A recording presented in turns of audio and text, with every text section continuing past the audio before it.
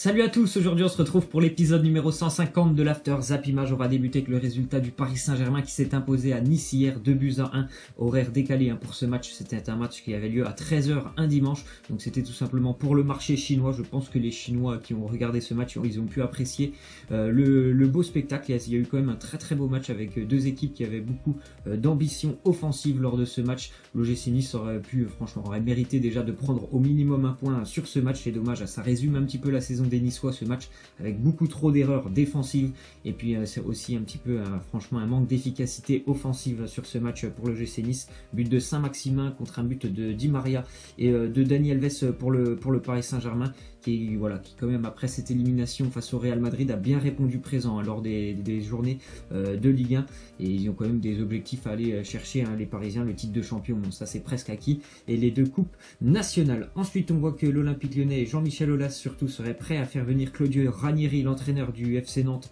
cet été, tout simplement pour remplacer Bruno Genesio. Le petit problème, c'est que financièrement ça va être compliqué, parce qu'en plus de devoir payer la dernière année de contrat de Ranieri, Lyon devrait payer aussi 800 000 € par mois, charges comprises pour le coach et ses adjoints. Donc ça me semble un petit peu compliqué, même si je pense que ils en ont envie de changer d'entraîneur, l'Olympique Lyonnais. Je pense que Bruno Genesio, il va terminer la saison, et même si jamais il y avait une qualification en Ligue des Champions pour Lyon, je pense qu'il ne serait pas reconduit l'année prochaine.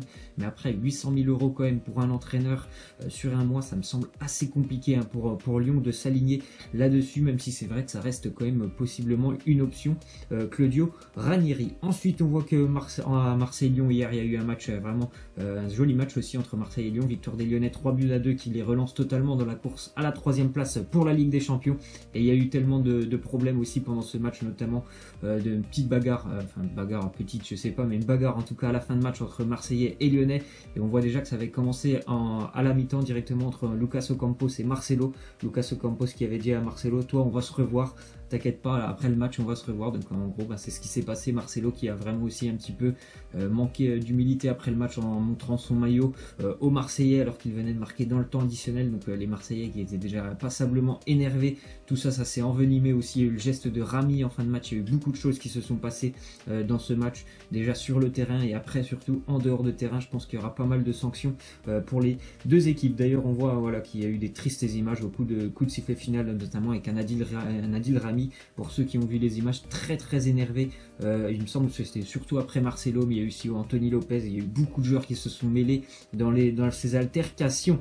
Ensuite, on voit qu'il y avait un match aussi important en Ligue 1 qui avait lieu samedi entre les Girondins de Bordeaux et le Stade Rennais. Le Stade Rennais qui enchaîne un 7e match en Ligue 1 sans défaite pour les Rennais, qui sont vraiment dans une très bonne série. Victoire pour Rennes 2-0, notamment grâce à un but aussi de Yoann Gourcuff qui revenait sur les terrains et un but d'Ismail Assar. Donc les Rennais restent pour le moment 5e au classement.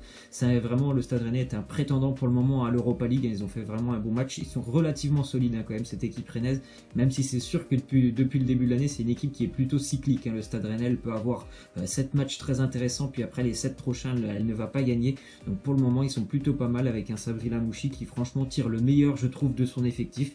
Donc Rennes s'impose à Bordeaux, un Bordeaux qui est vraiment convalescent, qui a beaucoup de mal quand même en Ligue 1 malgré l'arrivée de Gustavo Poyet au mois de janvier. Ça reste très compliqué pour les Girondins de Bordeaux. Ensuite on part en Angleterre avec la qualification de Chelsea pour les demi-finales de la FA Cup. Chelsea s'impose du côté de Leicester 2-1, notamment grâce à un but d'Alvaro Morata qui renoue enfin avec le but à Morata, parce que ça faisait longtemps qu'il n'avait pas marqué. Donc Chelsea s'impose en prolongation et Chelsea rejoint les demi-finales, ce qui est plutôt intéressant pour Chelsea qui ne sera pas champion d'Angleterre. Il n'y aura aucun titre européen, donc ils n'ont plus que ça à jouer, les joueurs de Chelsea, la FA Cup cette année, et bien sûr aussi de conserver leur place en Première Ligue au niveau du classement pour la Ligue des Champions. Donc c'est plutôt intéressant pour eux cette qualification. D'ailleurs au prochain tour, Chelsea recevra Southampton, une équipe qui est très en difficulté en Première Ligue, mais qui s'est qualifiée hier du côté de Wigan. Et l'autre affiche, ça sera un Manchester United face à Tottenham, donc pour ces demi-finales de FA Cup. Continue avec une déclaration de José Mourinho. Il nous dit: dans une équipe sur 11 joueurs, quand vous n'avez pas au moins 6 ou 7 joueurs performants, cela devient difficile. Je ne suis pas content de la performance. Les attaquants se cachent derrière les défenseurs. Je suis frustré. Bon, est-ce qu'il est frustré, moi, José Mourinho? Je suis convaincu, parce que déjà cette élimination en Ligue des Champions, elle fait tâche. Mais après, c'est aussi son système de jeu qui fait que Manchester United a beaucoup de difficultés offensives. Surtout, je pense déjà, moi, ce qui me saute aux yeux, c'est Paul Pogba Pogba qui n'est pas utilisé au bon poste, donc déjà pour lui c'est plus compliqué pour Paul Pogba, mais après c'est sûr que cette équipe de Manchester, tellement elle est trop stéréotypée et aussi elle joue trop défensive, bien sûr c'est compliqué pour les attaquants. Il y a certainement que Lukaku qui arrive un petit peu à sortir du lot cette année.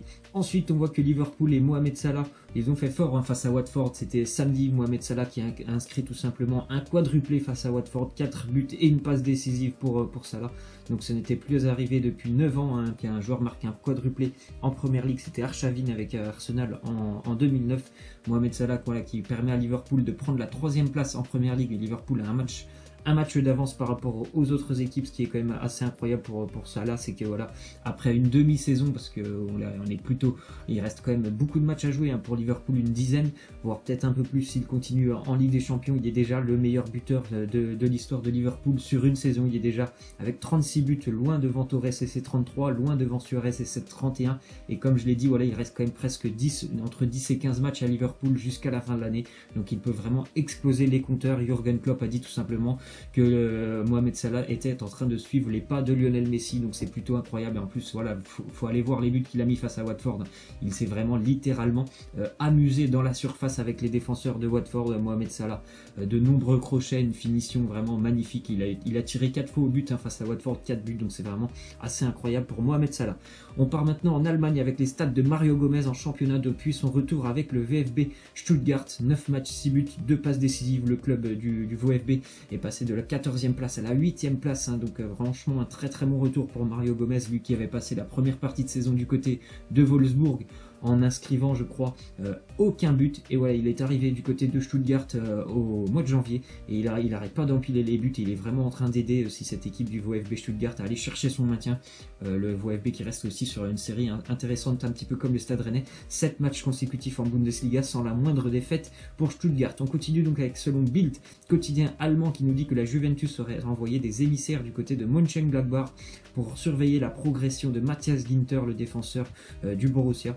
Donc le club italien prévoit de passer à l'action cet été. C'est pas la première fois que la Juventus s'intéresse à des profils et des joueurs de Bundesliga. Donc Matthias Ginter, c'est un jeune défenseur quand même.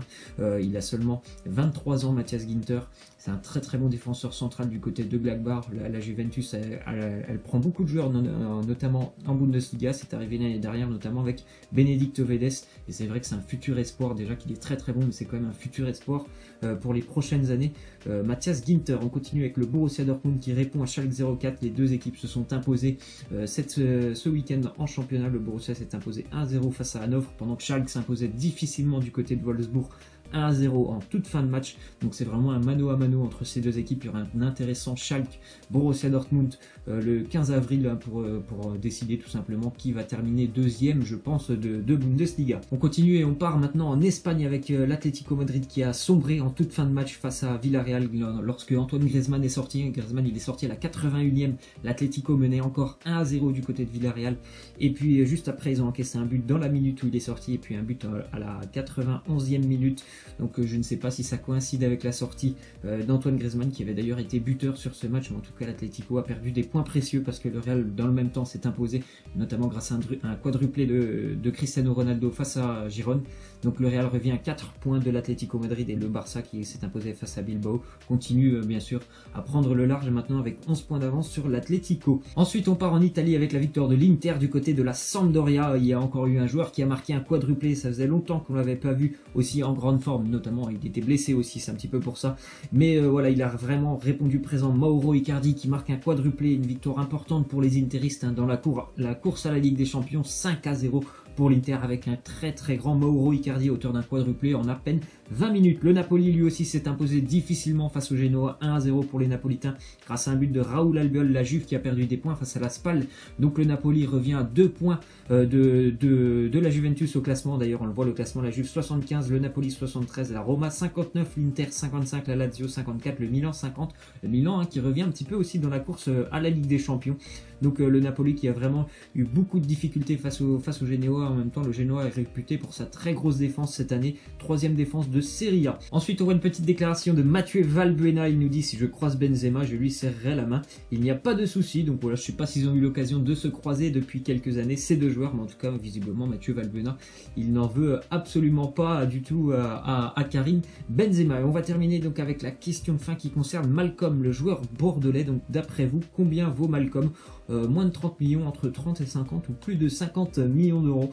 Donc je pense déjà que Malcolm, c'est un joueur assez cyclique, un petit peu comme son équipe de Bordeaux. Il peut être très bon comme il peut être vraiment un petit peu moins bien. Je pense que vraiment actuellement, comme son équipe, il est vraiment moins bien. Je pense qu'on peut tabler quand même sur un 30 ou 50 millions d'euros, parce qu'on sait que c'est un joueur quand même qui a un talent exceptionnel. Après voilà, il faut vraiment qu'il trouve un club qui lui correspond et un club où il pourra vraiment évoluer régulièrement à un très très bon niveau, pas comme en ce moment du côté des Girondins de Bordeaux, mais je pense plutôt qu'entre 30 et 50 millions d'euros, c'est un prix plutôt raisonnable pour Malcolm. Laissez-moi en commentaire ce que vous en pensez de Malcolm et de son prix. Voilà, c'est la fin de cet After Zap Image. J'espère que ça vous aura plu. N'hésitez pas à lâcher des likes, à vous abonner. Moi, je vous laisse et je vous dis à la prochaine. Ciao!